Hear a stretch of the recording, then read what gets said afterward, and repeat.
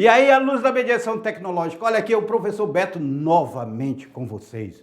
E hoje eu estou um pouco mais eletrizado, meio que eufórico aqui. Sabe por quê? Por dois motivos. Eu vou falar logo para vocês. É porque nós vamos falar sobre uma das maiores civilizações da antiguidade. Uma civilização onde ela ia do Ocidente ao Oriente, onde o sol nunca se punha. Eu estou falando de Roma Antiga. Nós vamos falar sobre Roma, sobre a República Romana, chegando no Império Romano e tudo. E o outro motivo, eu vou dar uma pista para vocês, na tela de vocês. Eu estou na aula de número 15, olha aí, aula de número 15, né? Eu, professor Beto, mas tem uma coisa aí nesse slide, que vocês estão observando nesse slide aí uma coisa diferente? Então, olha aí o slide da nossa aula. Olha a coisa diferente. Zilmar Nascimento. E essa é a segunda surpresa que eu tenho para vocês, que agora eu estou de parceira nova. Zilmar, seja bem-vindo. Te apresentar alunos da mediação, professora Zilmar. Zilmar, alunos da mediação tecnológica. Olá, pessoal, tudo bem com vocês? Eu sou a professora Zilmar e a partir de hoje eu sou a nova parceira do professor Beto e eu estarei aqui juntamente com ele falando sobre história, a matéria mais querida da mediação tecnológica. Com certeza. Então, Zilmar, eu quero dizer para vocês que não foi litigioso não, tá? Minha separação com o professor Lorismar. Foi uma coisa tranquila, cada um ficou com seus bens e tudo. Depois de 10 anos com o professor Lorismar seguiu um novo caminho ali, está fazendo um novo projeto. E quem está aqui comigo é a professora Zilmar, que nós vamos construir essa aula. E eu já trouxe ela aqui numa aula super empolgante, super significante na vida de vocês, que é sobre Roma Antiga. O que você acha, Zilmar? Conhecer Roma. O que tem de importante para o aluno conhecer Roma? Pessoal, a história de Roma Antiga é uma das histórias mais incríveis e importantes de toda a humanidade, pois Roma deixou um legado cultural, arquitetônico, no direito para toda a humanidade. Então hoje nós vamos descobrir sobre toda a história desse império, dessa civilização e de como a história de Roma Antiga nos influenciou e nos influencia até os dias de hoje. Mas, diretor, coloca aí na tela para vocês, porque na tela para vocês nós temos a Organização da Sociedade Romana, as leis romanas e República em Roma. Tá, porque nós deixamos na aula passada, eu deixei para eles um pré-requisito para essa aula, que eles tinham que assistir um documentário no YouTube que era... Olha o documentário, Roma Antiga, no YouTube lá, que serviria para eles entenderem um pouco aí. E aí a gente começa falando desse grandioso império, olha aqui, coloca aqui na tela pra gente aqui, ó. Nós vamos começar a falar sobre essa Roma Antiga, como é que ela se forma. Beto, eu acho que o mais importante é vocês saberem que como a história de Roma é muito grande, nós historiadores dividimos a história em 3 períodos. Então a história de Roma, ela passa por 3 períodos. O primeiro período é a monarquia, o segundo é a república e o terceiro é o império. Na aula de hoje nós vamos falar apenas de 2, que é a monarquia e a república. Então fiquem ligados, porque a aula de hoje, olha aqui, ó, nós tivemos os seguintes legados de Roma. Tivemos o direito, o que nós temos aí em Roma? Nós temos a administração, nós temos ainda em Roma o que mais? Arquitetura. E o que mais? Religião. E tem mais um? Organização. Percebam vocês que o que nós conhecemos hoje como sociedade, ela tem uma influência muito grande da Roma. Quando a gente fala do direito romano, eu lembro que aqui em Rondônia era terra espanhola. Aí, quando os portugueses pegaram, que assinaram um tratado chamado Tratado de Madrid, em 1750, que essa região passa a ser portuguesa, eles utilizam uma filosofia romana, que era uma tal de Utiposidetes, que era quem ocupa é o dono, que era do direito romano. Então, o direito romano, a forma de administrar Roma, nós herdamos a religião, a arquitetura, a república. Se nós hoje vivemos um país republicano, devemos a Roma. Então, são assuntos que nos traz uma eficiência. Roma trouxe isso, essa eficiência. Mas na tela para vocês que a gente começa com um texto aí. Olha aí o texto. Pessoal, Roma foi uma das civilizações mais influentes da história, surgindo como uma pequena cidade-estado em 1753 a.C. e expandindo-se para formar um vasto império.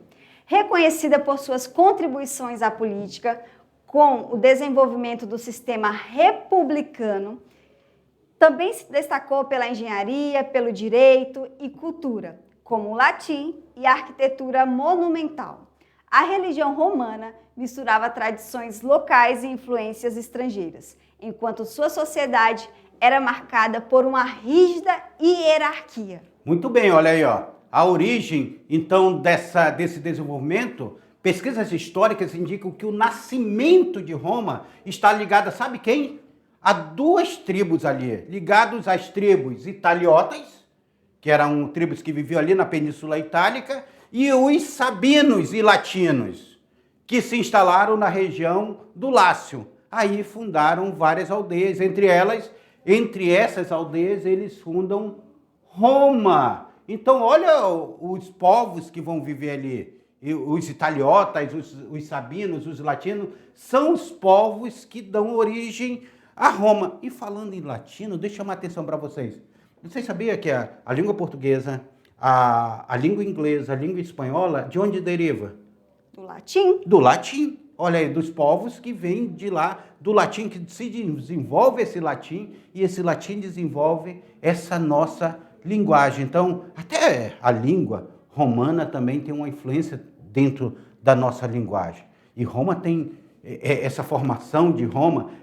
Roma tem uma formação mitológica muito forte, mas nós temos em Roma, ali ainda no século 8 a.C., essa formação. Na tela aí para vocês verem como é que se dá isso aí. Bom, para que vocês não estejam com muitas dúvidas, a gente vai explicar agora como que surge essa sociedade romana, né? Bom, galera, Roma, ela está localizada numa região chamada Península Itálica.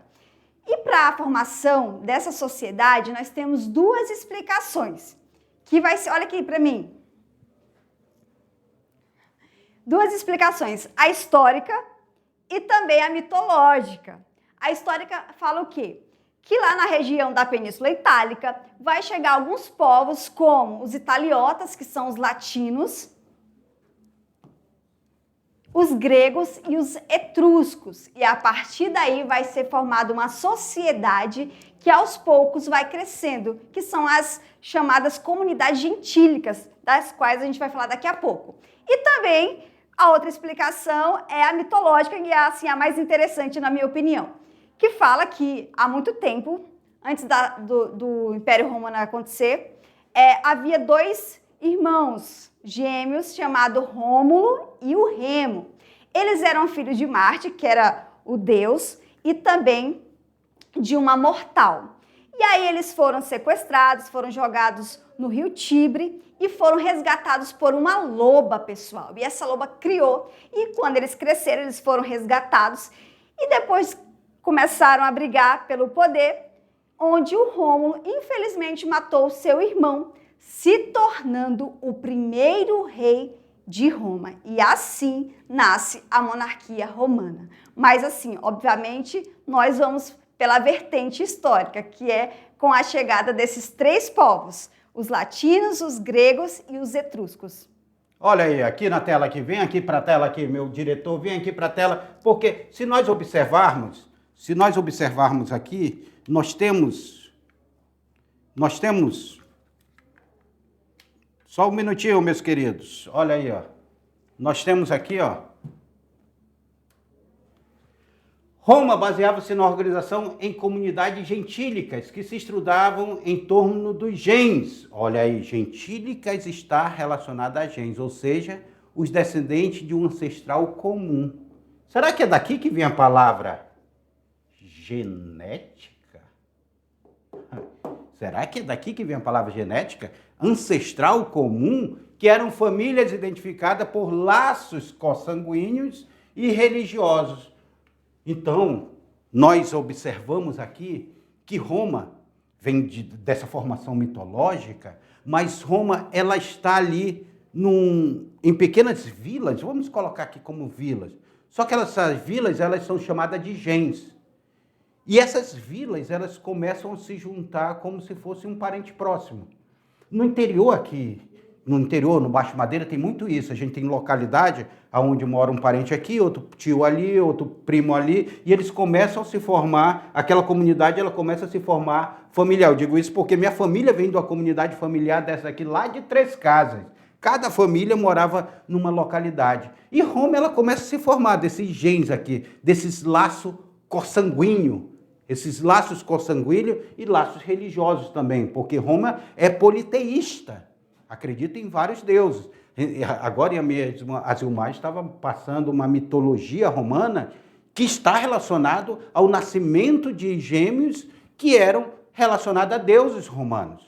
Então, e essa religião ela também atraía pessoas próximas, não é isso, Zilmar?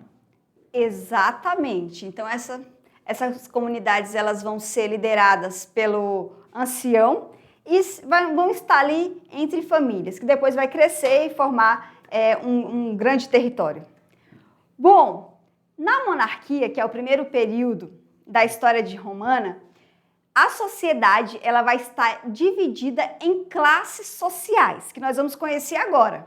Tá, então vamos lá, coloque aí na tela aí para vocês aí. Coloque na tela aí. Nós temos os etruscos que instituíram a primeira forma de governo em Roma. Qual é a primeira forma de governo? Agora a Zilmar está falando para vocês.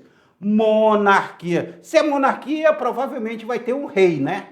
Vai ter um rei, um imperador, monarquia. Nós estamos falando de monarquia. Beto, e é importante falar para vocês que nesse período aí da monarquia, o rei era diferente do que a gente conhece hoje. O rei, ele vai ser escolhido, ele não vai ser passado... hereditário. Hereditário, ele é escolhido pela instituição mais poderosa, que é o Senado, que daqui a pouco nós vamos falar sobre. Então, essa monarquia ela vai do século 8 ao século 6 a.C., ali. Então, ela de 553 a 509 a.C. Esse período de Roma era uma pequena cidade sob influência dos etruscos. Então, Roma ainda era um local meio, vamos dizer assim, meio parecendo algumas cidades do interior, como estava parecendo ali Costa Marques, vamos colocar aqui. Parecia Costa Marques, uma pequena cidade que se formava, não era a constituição do Império. E a divisão social da monarquia, como era que se dava? Pessoal, nós vamos ter 4 classes sociais, onde a primeira é a mais, digamos, importante, são os patrícios. Patrícios, patricinha. Então, vocês já devem estar fazendo a ligação. Os patrícios são os ricos. Eles são cidadãos romanos com poder econômico e político. Só eles podiam participar da vida política, só eles tinham privilégios. Então, eram os cidadãos romanos os mais importantes da sociedade romana. A segunda classe se chama clientes. Esses clientes acredita-se que são estrangeiros que vão prestar algum serviço para esse patrício, como eu faço artesanato, eu sou um marceneiro, então eu vou prestar algum serviço para esse patrício em troca de proteção. Mas lembrando que o cliente ainda não era escravo, tá? Porque existia a casta de escravo. Existiam os plebeus, que eram esses homens livres sem direito político, plebeus. E existiam os recrutamentos entre os derrotados de guerras sem nenhum direito político, que eram os escravos. Pessoal, mas basicamente a sociedade romana, ela se divide em duas. Nós vamos perceber, a gente percebe que a sociedade, ao se formar, ela existe seu antagonismo. Ou seja, existe uma coisa, existe a outra coisa. Existe uma coisa de um lado, existe uma coisa de um outro lado. No caso, o antagonismo que se conflitava eram os patrícios plebeus. Os patrícios eram a casta alta de Roma, os que estão lá em cima, e os plebeus estão aqui embaixo. Muitas vezes os plebeus não eram ouvidos, tanto é que quando eles vão passar a ser ouvidos, isso vai ser chamado de plebiscito. Tá? Plebiscito, porque é quando os plebeus começam a ser ouvidos. Mas isso a gente vai ver mais lá na frente, que dá essa eleição da república direta, não temos esse contexto, a república, a democracia direta, ela não é quando a plebe, os pobres são ouvidos também? E aí nós temos aí os escravos. Muita guerra, né, que Roma fazia? Muita guerra. Pessoal, lembrando que a escravidão aí se dava de duas maneiras. Você perdendo uma guerra ou você devendo alguém. Então, se você tem uma dívida e você não pagava, você ia se tornar escravo e também perdendo a guerra. Então, assim, não é essa escravidão moderna que a gente conhece, no caso, pela cor da pele, e sim, ou você perdendo a guerra ou você devendo, tá bom? Eu tô com medo que nessa nossa aula o cartão de crédito tá assistindo. Ei, cartão de crédito, não vem me colocar como escravo não, né? Só porque eu tô te devendo não. Pelo amor de Deus, não venha querer me escravizar não, tá? Porque a gente hoje é meio que escravo econômico desses bancos aí. Mas vamos lá, coloque na tela aí, porque a gente tem muito assunto pela frente. Os romanos apossaram-se de escravos por meio de procedimentos legítimos. Muitos dos gladiadores que lutavam até a morte na arena romana, como o Coliseu, eram escravos. E a professora Gilmar já falava ainda agora de que forma poderia se tornar escravo. Eu lembro quando eu e o professor Luizmar, há alguns anos atrás, a gente se vestia de gladiador aqui para dar aula. A gente brigava mesmo, viu, Gilmar? Contigo eu não vou fazer não, mas com o Luizmar aqui a gente ia pro embate. Com a espada aqui, com o escudo, a gente ia pro embate mesmo, porque os gladiadores, tem até um filme de O Gladiador, o nome do filme é famoso. Muito famoso, O Gladiador, que ele fala sobre como eram esses gladiadores dentro da arena. Escravos que eram trazidos da África, da Ásia, de todos os cantos, eram colocados dentro da arena. E muitos dos cristãos também foram colocados dentro da arena para ser devorados por feras. E uma curiosidade, eles estavam sendo devorados e a população aplaudindo, porque enquanto eles estavam lutando lá contra animais ou contra outros gladiadores, o povo estava participando de uma política que daqui a pouco nós vamos falar sobre, pessoal. E eram chamados de jogos, né? Era chamado de jogos. Exatamente. Eram jogos. Hoje a gente assiste um jogador dando uma canelada no outro e a gente, opa, não foi falta não, a gente dá vibra. Pensa que eu não sei que tu torce pelo teu time, tu gosta quando ele dá-lhe uma rasteira no outro lá para ele não fazer gol. Pois é, naquele tempo a rasteira era com a facada na costa, era com o pescoço arrancado da cabeça ali, com aquelas lâminas super afiadas. Era uma estaca no coração. Gilmar, eu tive o prazer de conhecer o Coliseu. E quando você entra no Coliseu, tem uma energia dentro do Coliseu muito forte. Você sente naquele local quantas pessoas, quantas vidas não foram sacrificadas, quantos animais não foram mortos. O Coliseu, dizem que o Coliseu se enchia de água para eles fazerem encenações de batalha naval. Então tem todo um contexto dentro daquele Coliseu. Era gladiador brigando com gladiador, animais sendo colocados, animais feras como tigres, leões, elefantes, e tudo eram colocados lá para lutar com os gladiadores. Para quê? Na política pão e circo. Se eu dou pão e diversão a uma população, eu tenho um controle sobre aquela população. Por isso que se chama a política pão e circo. Tá? Mas na tela aí, coloca aí, Gilmar, na tela aí. Bom, o período da monarquia está chegando ao final. Não sei se você lembra lá no começo da aula, mas eu falei que nesta época, em Roma, o rei ele era escolhido pelo Senado, que era a instituição máxima de poder. Então, a monarquia ela acaba em 509 a.C., porque um rei vai querer se rebelar contra o Senado. E o Senado, por ser muito poderoso, vai tirá-lo do poder. E aí começa o nosso segundo período, que é a República. Ah, então, olha a fofoca que a Gilmar nos traz aqui. Quer dizer que essa república aqui, que começa aqui, que a gente vai estar relacionada a essa rebeldia, e vocês estão vendo aqui, Há uma democracia aqui para a escolha do rei? Há, só que é uma democracia indireta. Quem escolhia era o Senado. Os senadores aqui, que eram os, claro, eram plebeus senadores? Não. Nunca. Nunca. Tá? Eram os patrícios, a quem tinha terras. Então é eles que escolhem esse rei que irá, entre os patrícios, ele escolheu um rei que irá se representar. Só que existia um momento que essa república, ela deixa de ser apenas monarquia ali e ela passa a ser uma república.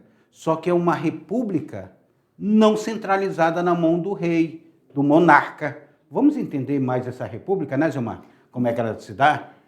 Pessoal, primeira coisa que você tem que saber é o seguinte, que república significa coisa pública. Quer dizer o quê? Que é nesse segundo período da república que vai ter um olhar mais para a população, já que os patrícios, eles têm muitos privilégios, então a população que são feitas de plebeus vão querer alguns direitos. E é neste segundo período da república que vai vir alguns direitos para esta classe social. Então, na república vai ficar bem claro o que é essa noção do que é público e do que é privado, tá? Tá, mas aqui, ó, olha aqui, ó, falando aqui, ó, só para a gente ter uma visão aqui. Aqui eram os patrícios, aqui os soldados. Nós tínhamos os soldados romanos, que eles tinham um grande poder, tanto é que depois, quando nós vamos olhar no Império, nós vamos ver que o Império vai sair dessa classe social aqui, dos soldados. Nós tínhamos, ele capturou na guerra, fez guerra, ele traz escravos. E por último, nós temos pessoas que não tinham quase direitos, que eram os plebeus, a plebe, o restante do povo. Mas uma coisa interessante aqui que nós temos aqui são as leis romanas. As leis romanas, elas têm um nome, a professora Zilmar vai já falar o nome de vocês, mas ela tem uma coisa interessante. Por quê? Porque na antiguidade quase não tínhamos legislações escritas. Se você olhar o Egito, a lei era o faraó. O faraó, o que ele mandava era a lei. O que ele determinava era a lei. Nós vamos ter a lei do talhão, aquela olho por olho, dente por dente, lá ainda do Código de Hammurabi. Mas agora os romanos, eles vão organizar uma legislação, que é uma legislação tão, com alicerce tão bom, que até hoje, para quem? Você que vai fazer direito, uma das matérias que você vai utilizar lá no direito, você vai estudar lá no direito, é o direito romano. Tá? Eu lembro que a minha esposa fez direito, ela estava estudando para a OAB e eu ficava lá estudando com ela, assistindo aquelas videoaulas para a OAB. E aí, quando eu via lá, estava lá o direito romano. Eu digo, meu Deus, isso daí não é aula de direito, é aula de história. Falava para ela. Então, essas leis romanas, elas estarão presentes, né, Zilmar? Com certeza. E essas leis romanas, agora elas vão ser escritas. Por quê? Porque antes não tinha nada escrito. Então, quando acontecia algum julgamento, a pessoa podia julgar do jeito que ela quisesse. Então, os plebeus, que eram a classe mais baixa, eles não conseguiam ter um julgamento justo. Então, com as leis que vão ser, como o professor Beto falou, escritas, agora, teoricamente, vai se ter uma certa igualdade de direitos aí. Hoje as leis são escritas, hoje nós temos julgamento justo, não temos? Sei não, hein? Mas vamos na tela para vocês. Na tela para vocês aí. Olha aí, o Colégio dos 10 Magistrados, os decêmviros, foi encarregado de codificar as leis romanas, ou seja, 10 magistrados, 10 juízes se reuniram e disseram, olha, essa daqui é a nossa Bíblia da legislação. Daqui é um apanhado de todas as leis que existem, nós vamos fazer aqui um livro de legislação. Tá? E detalhe, esse livro vai ter o nome, que é a Lei das 12 Tábuas. Pessoal, realmente eram 12 tábuas, onde estava escrito todo o Código de Roma. A Lei das 12 Tábuas, gravadas em tábuas de bronze expostas no Fórum Praça do Mercado, constituiu-se o direito público e privado, ou seja, agora todo mundo com essa lei vai ter um julgamento mais justo. Tá? E aqui nós temos aqui as pessoas, nós temos, claro, a oratória também, ela vem desse período aqui, olha aqui, grande orador aqui. Nós temos aqui essa oratória vindo, se falar no Senado, você tinha que ter o poder da oratória, o poder do convencimento, você tinha que convencer. E essas leis, elas também precisavam de uma hermenêutica, de uma interpretação. E leis que eram interpretadas. Então as pessoas iam lá, olha, o que está escrito nessa lei? Essa lei está escrito isso, isso e isso. Vocês concordam que é isso que está escrito? A pessoa, sim, concordamos. Aí tinha cabeças que iriam rolar nessa legislação. Olha aí, ó. A primeira lei. Coloca aí, meu diretor, na tela aí. Bom, pessoal, aqui tem algumas leis que nós vamos falar sobre, e essas leis elas vão beneficiar aquela classe, como eu falei para você, aquela classe menos assistida. A primeira lei se chama Lei Canuleia. O que acontece nessa lei? Antes era proibido o casamento de patrícios e plebeus. Não podiam se misturar, não podiam casar. Só que com essa lei agora, estabeleceu a igualdade civil e o casamento entre as classes. Ou seja, agora plebeu e patrício, eles podem se casar. E aí começou a vir as Maria Chuteira aqui daquela época lá, dizer, opa, eu quero ficar rica através do casamento. Tá? Mas era uma forma de liberar, né? Que havia uma mobilidade entre classes. A classe de baixo ia para cima, a classe de cima, e ele poderia pegar alguém lá de baixo e trazer para cima. E a lei Licínia, o que dizia, professora?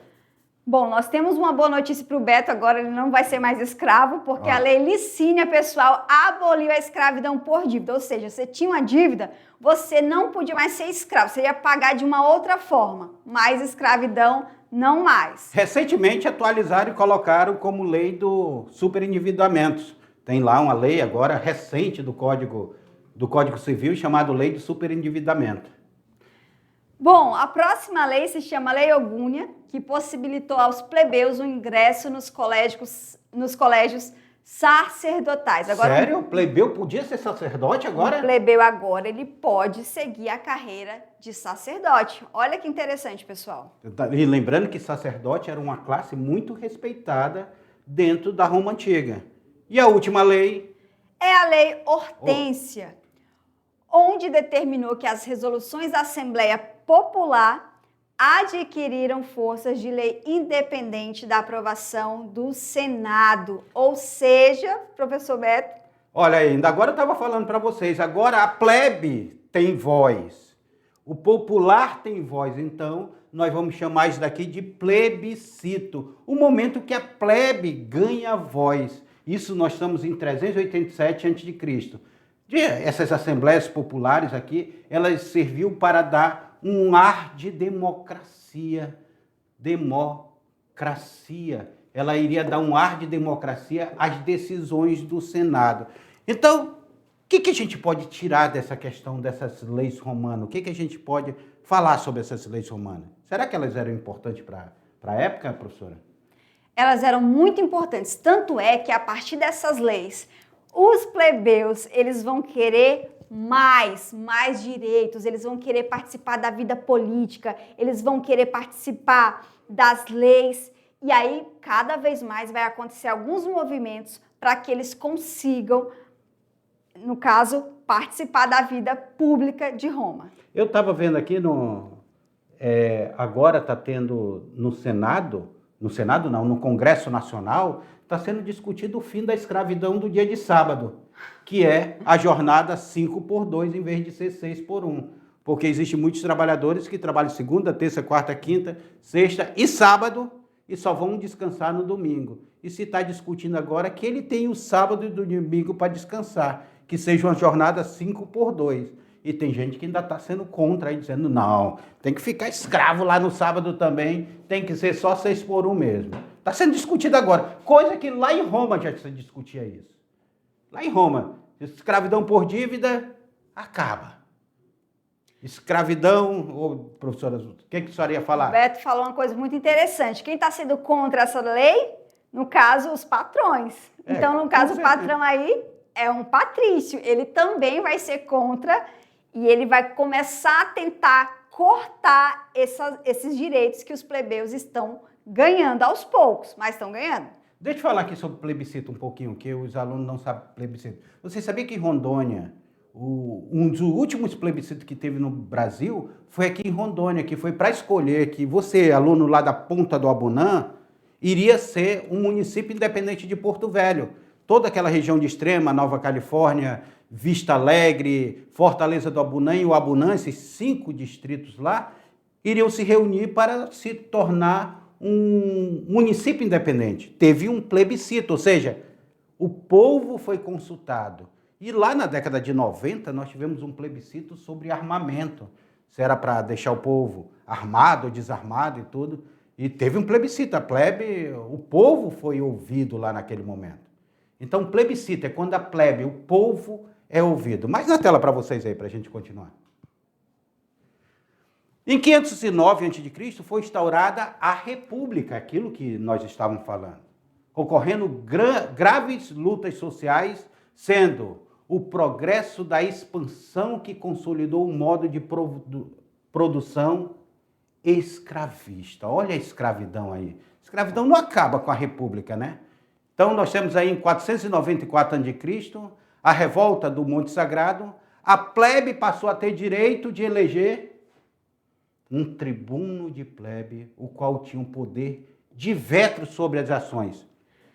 É importante falar que esse tribuno da plebe, pessoal, vai ser um órgão criado lá dentro do Senado, onde vai ter representantes dos plebeus. Ou seja, se tem representante, quer dizer que esses representantes, eles vão criar leis que beneficiem essa classe social. Então, com o tribuno, eles vão ganhar alguns direitos.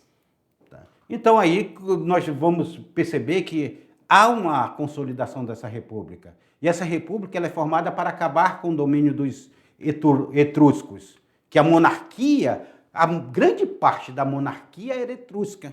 Agora, essa república ela vem dizer, olha, peraí, esse domínio dos etruscos aqui não está certo não, vamos colocar aqui uma república para, pelo menos, a gente ter direito a voz e voto. E os últimos 3 seres de Roma foram etruscos. A república, então, ela fortalece o Senado, porque é como se fosse um sistema parlamentarista, o Senado que tem força nessa república, e não o rei. Quem vai ter rei? Não vai ser o rei que vai ter força, e sim o Senado através da república, pois a política ficou centralizada na mão dos senadores. Faziam parte do Senado quem?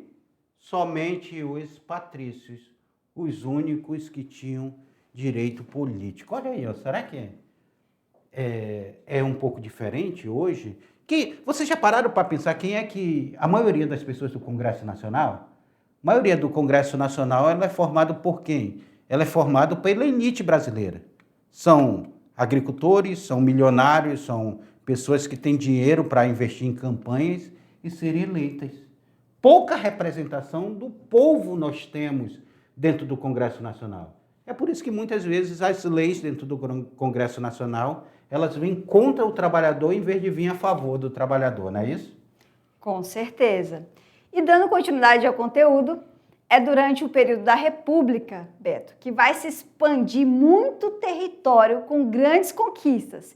E aí que vai surgir aquela figura daquele... Muita gente confunde e fala que é imperador, né? Mas, na verdade, ele foi um general e posteriormente, ele vai se tornar um ditador vitalício, que, no caso, é quem?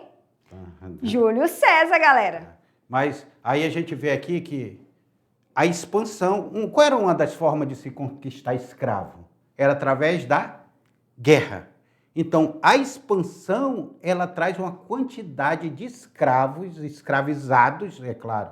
Vamos dizer que eles eram escravizados porque eles eram homens livres que foram escravizados para dentro de Roma. E aí começa essa expansão, esses escravizados. Só que a expansão, ela chega a um determinado limite que ela tem limite ali, ela não consegue ultrapassar de lá. Então, não tem novas guerras e não tem novos escravizados. Mas aí, com essa expansão romana, o exército ganha força. E se o exército ganha força, olha o que acontece aí, na tela para vocês aí. Os plebeus, excluídos da vida política, formaram-se a maioria a maior parte dos trabalhadores do exército romano. E por esse motivo exigiu maior participação política. Aí a divisão social da Roma, ela fica mais ou menos dentro desse antagonismo que eu falei para vocês. De um lado nós temos os patrícios. O que eram os patrícios, professora? Eram as pessoas mais privilegiadas e ricas de Roma. Formavam a aristocracia, eram os donos de terras e os únicos com direitos à cidadania romana. E será que os plebeus tinham o mesmo direito desse patrício? Com certeza não, porque eram formados de camadas populares e acredita-se que eram os antigos moradores da região. Tá? Então, aqui nós estaremos vendo já um processo de transição. É claro que aqui eu trago uma foto para vocês como spoiler, tá? Como spoiler, porque aqui nós temos um assassinato acontecendo aqui atrás da gente. Até tu, Brutus. Até tu, Brutus. Mas nós não vamos contar ainda agora não para vocês sobre isso daqui, porque isso vai estar dentro do assunto do Império Romano que nós ainda vamos dar para vocês. Então, eu tenho certeza que você não vai faltar a próxima aula, porque eu tenho certeza que você quer saber o desenrolar dessa história. Porque essa fofoca aqui, só eu e Elzilmar sabemos contar para vocês. Fica aí que são fofocas quentes, diretamente de Roma. Mas na tela para vocês aí, que a gente ainda tem assunto para trabalhar aqui na aula. Aqui, ó. Então, quando nós olhamos aqui, Roma dominou a Itália. A Itália é aquela península que fica no mar Mediterrâneo. Uma península lá, uma faixa de terra, ela parece uma bota, né, a Itália? A botinha. É a botinha aqui, a Itália. Aí nós temos a Sicília aqui embaixo, aqui, que é uma ilha. Opa, eu juntei aqui.